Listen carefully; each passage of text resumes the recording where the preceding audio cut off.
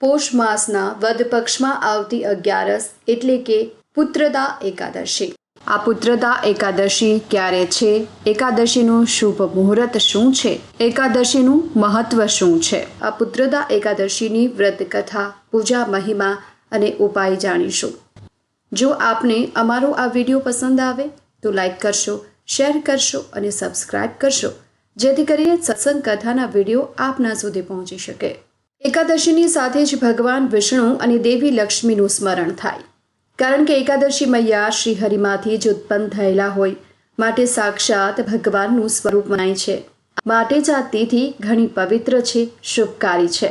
એકાદશીની આ તિથિએ વ્રત, જપ, તપ, દાન, પુણ્ય કરવાથી લાભ પ્રાપ્ત થાય છે, અનેક ગણું ફળ પ્રાપ્ત થાય છે।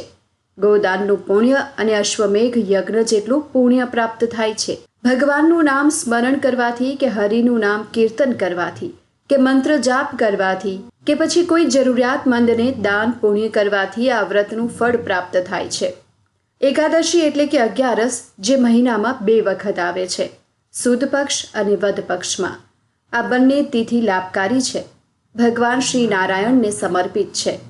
એકાદશી મહિનામાં 2 વાર પડે છે, એટલે કે 24 વખત આવે છે, અને જ્યારે પુરુષોત્તમ માસ હોય ત્યારે 26 એકાદશી થાય છે। પોષ માસની જે એકાદશી આવે છે તેને પુત્રદા એકાદશી કહેવામાં આવે છે, જે વર્ષમાં 2 વખત આવે છે।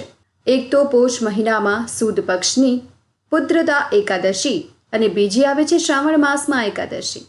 આ બંને એકાદશી સંતાનની કામના અર્થે કરવામાં આવે છે। પોષ પુત્રદા એકાદશીની તારીખને લઈને લોકો મૂંઝવણમાં છે કે શું આ એકાદશીનું વ્રત 30 ડિસેમ્બરે રાખવું કે પછી 31 ડિસેમ્બરે? તો પોષ પુત્રદા એકાદશીનું વ્રત 30 અને 31 ડિસેમ્બર બંને દિવસે મનાવાશે। જ્યારે એકાદશીનું વ્રત 2 દિવસે હોય ત્યારે ગૃહસ્થો પહેલા દિવસે એકાદશીનું વ્રત રાખે છે અને વૈષ્ણવ સંપ્રદાય બીજા દિવસે એકાદશીનું વ્રત રાખે છે। પોષ મહિનાના શુક્લ પક્ષની એકાદશીની તિથિ 30 ડિસેમ્બરના રોજ સવારે 7:50 શરૂ થશે અને 31 ડિસેમ્બરના સવારે 5 વાગ્યે સમાપ્ત થશે। 31 ડિસેમ્બર 2025ના રોજ મનાવવામાં આવશે। પારણાનો શુભ સમય રહેશે 31 ડિસેમ્બરના બપોરે 1:26 થી 3:31 સુધીનો। જે ફળ હજારો વર્ષની તપસ્યા કરવાથી પણ નથી મળતું, તે આ બધા પાપોને હરનારી એવી ઉત્તમ તિથિ છે। ચરાચર જગત સહિત સમગ્ર ત્રિલોકમાં તેના કરતાં કોઈ મોટી તિથિ નથી। પુત્ર એટલે નર્કમાંથી ઉગાડનાર। જે પણ સંતાન પ્રાપ્ત થાય તેને પુત્ર કહેવામાં આવે છે। એ માત્ર પુરુષ સંતાન એટલે કે દીકરો નહીં, પરંતુ પુત્ર એટલે પુત્ર અથવા તો પુત્રી પણ કહી શકીએ, જેને આપણે સંતાન કહીએ છીએ। પૃથ્વીલોકમાં અને સ્વર્ગલોકમાં બંને લોકમાં જે તારે છે તેને આપણે પુત્ર કહીએ છીએ, સંતાન કહીએ છીએ। માટે તો આ એકાદશીનું વ્રત સંતાનની સુખાકારી માટે કરાય છે। ભગવાનની સામે એકાદશીનું વ્રત પ્રણ કરીએ કે ન કરીએ, વ્રત કરીએ કે ન કરીએ, કથા અવશ્ય સાંભળીએ, પૂજન અવશ્ય કરીએ। સંતાનની સુખાકારી માટે પણ આ એકાદશીનું વ્રત જે એકદમ સીધું ને સરળ છે। ભગવાનનું સ્મરણ કરીને વ્રત કરી શકાય, ભગવાનની માનસિક સેવા કરીને પણ આ વ્રત કરી શકાય, એક સમયે ભોજન લઈને પણ કરી શકાય। ભલે આપ ઉપવાસ ન કરી શકો, પરંતુ આપણી જે શક્તિ હોય તે પ્રમાણે આ વ્રત કરી શકાય।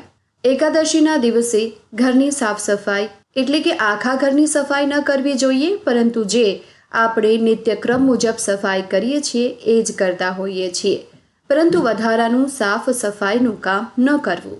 આ દિવસે ગાય માતાની સેવા પૂજા કરવી, પીપળાના વૃક્ષને જળ અર્પિત કરવું, જેથી પિતૃદેવતાની પણ કૃપા પ્રાપ્ત થાય।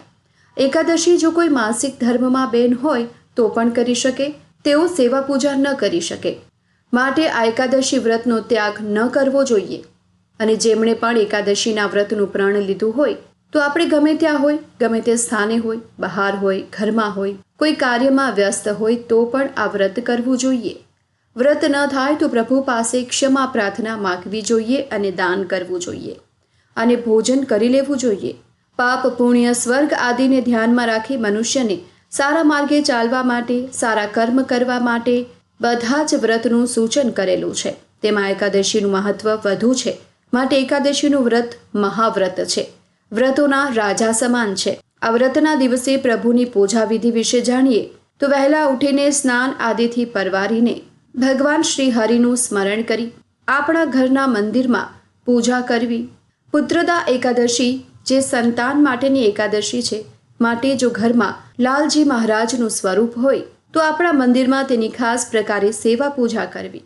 બાલ ગોપાલની સેવા પૂજા કરવાથી લાભ પ્રાપ્ત થાય છે. અથવા તો આપણા મનમાં જે ભાવ પુત્રનો થાય છે, સંતાનનો થાય છે, તેવો ભાવ ઉત્પન્ન થાય. અથવા તો નારાયણના કોઈ પણ સ્વરૂપની પૂજા પણ કરી શકો છો. નૈવેદ્ય પણ ધરાવ્યાય, માખણ મિશ્રીનો ભોગ લગાવો, ઉત્તમ સિઝનના જે ફળ ફૂલ હોય તેનો ભોગ લગાવો અને તુલસી પત્ર પણ સમર્પિત કરો. કારણ કે તુલસી પત્ર વગર પ્રભુની પૂજા, શ્રી નારાયણની પૂજા સંપન્ન નથી ગણાતી. અને જો સંભવ હોય તો સહસ્ત્ર નામના પાઠ, ગીતાજીના પાઠ કરવા. ભૂલથી પણ કોઈ પાપ થઈ ગયું હોય તો જાણે અજાણે થયેલા પાપોની પ્રભુ પાસે માફી માગી લેવી જોઈએ. બીજા દિવસે સવારે ઉઠી બારસની તિથિ આવે ત્યારે પારણા કરવા. એકાદશીના પારણામાં આપણે સવારે પ્રભુની પૂજા સેવા કરીએ છીએ. આપણા ઈષ્ટદેવ સાથે પૂજા કરીને દક્ષિણા સમર્પિત કરવી જોઈએ. બ્રાહ્મણોને ભોજન કરાવો, કાચું સીધું પણ આપી શકાય. અને આમ આ એકાદશીના પારણા થાય છે. અને આ રીતે આપણું એકાદશીનું આ વ્રત સમાપ્ત થાય.